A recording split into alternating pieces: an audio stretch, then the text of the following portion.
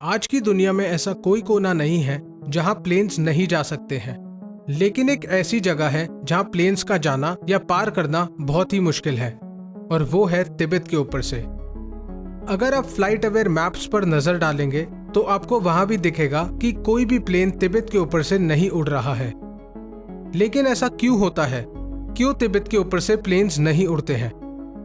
मैं हूं doctor TS और ये है दिमागी, और आज हम आपको ये बताने वाले हैं कि क्यों तिब्बत के ऊपर से प्लेन्स नहीं उड़ते हैं।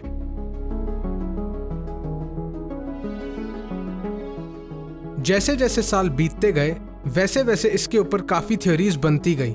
कोई मानता था कि यहाँ पर भूत प्रेत का साया है, तो कोई कहता था कि यहाँ पर कोई ऐसी अजीबोगरीब सी रहस्यमय ताकत है जो यहाँ से प्लेन्स को जाने नहीं देता है। लेकिन हम आपको बता देते हैं कि यहाँ पर ऐसा कुछ भी नहीं है, बल्कि यहाँ प्लेन्स ना उड़ने या जाने का कारण सिर्फ और सिर्फ यहाँ के माउंटेन रेंजेस हैं। तिब्बत एक ऐसा क्षेत्र है जहाँ पर माउंटेन रेंजेस दुनिया के मुकाबले में सबसे ऊंचे हैं। यहाँ के माउंटेन्स की एवरेज हाइट करीब 8 से 9,000 मीटर यानी 26 से 27,000 फुट के आसपास है।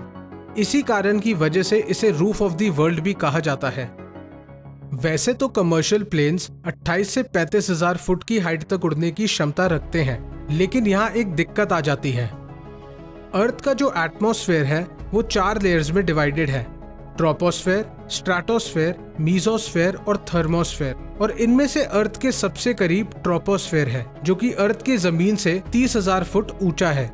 और यही कारण है कि ज्यादातर प्लेन्स ट्रोपोस्फेयर की अपर बाउंड्री और स्ट्रेटोस्फेयर की लोअर बाउंड्री के आसपास ही उड़ते हैं।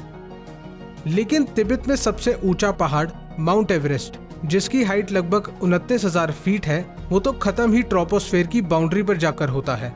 तो प्लेन्स को तिब्बत में ट्रोपोस्फेयर के आसपास उड़ाना तो नामुमकिन है, बल्कि तिब्बत में प्लेन्स को सेफली उड़ाने के लिए स्ट्रेटोस्फेयर के अंदर जाना पड़ेगा। पर यहाँ दूसरी दिक्कत आ जाती है। जैसे जैसे एटमॉस्फेयर की हाइट बढ़ती रहती है, यानी जैसे जैसे प्लेन ऊपर जाता रहता है, उतनी ही हवा पतली होती रहती है। इसका मतलब यह है कि जैसे जैसे प्लेन ऊपर जाता रहेगा, हवा में ऑक्सीजन लेवल कम होता रहेगा, जिससे प्लेन में लोगों को सांस लेने में दिक्कत आएगी। लेकिन अगर planes lower boundary of stratosphere में ही उड़ते हैं, तो यहाँ पर ऊंचे माउंटेन से आने वाली विंड फोर्सेस इतनी ज्यादा शक्तिशाली है कि यहाँ पर किसी भी पायलट के लिए प्लेन को कंट्रोल करना बहुत ही ज्यादा मुश्किल है, बल्कि नामुमकिन ही है।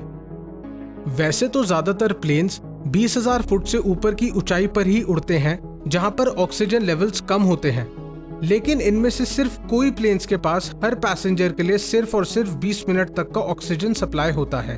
और अगर कोई सिचुएशन की वजह से प्लेन में ऑक्सीजन सप्लाई खत्म होने वाले होते हैं, तो पायलट्स को ड्रिफ्ट डाउन प्रोसीजर फॉलो करके फ्लाइट को 10,000 फुट की ऊंचाई पर डिसेंड करना पड़ता है, ताकि एटमॉस्फेयर में ऑक्सीजन का लेवल बढ़ जाए।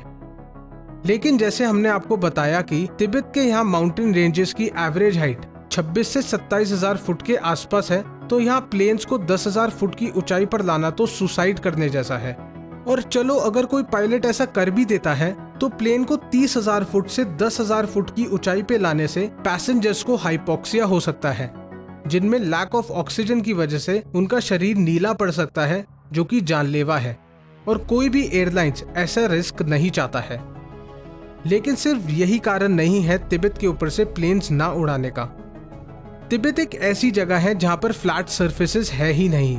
तो अगर कभी प्लेन को किसी सिचुएशन या प्रॉब्लम की वजह से इमरजेंसी लैंडिंग करनी हो, तो वो तिब्बत में लैंड नहीं कर सकता है।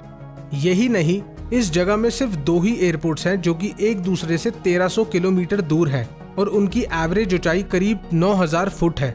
तो इमरजेंसी लैंडिंग तो छोड़ो, यहाँ तो पैसेंजर्स के लिए दिक्कत है, क्योंकि इतनी ऊंचाई में उन्हें यहाँ पर सांस लेने में और एडजस्ट करने में थोड़ी सी दिक्कत होगी। तो अब आप जान गए होंगे कि तिब्बत के ऊपर से प्लेन्स ना उड़ना कोई मिस्ट्री नहीं है, बल्कि यहाँ साइंटिफिक रीजंस की वजह से प्लेन्स उड़ाना इम्पॉसिबल है। तो आज के लिए इतना ही। मिलते हैं ब्रेन को और पावर देने के लिए नेक्स्ट वीडियो में।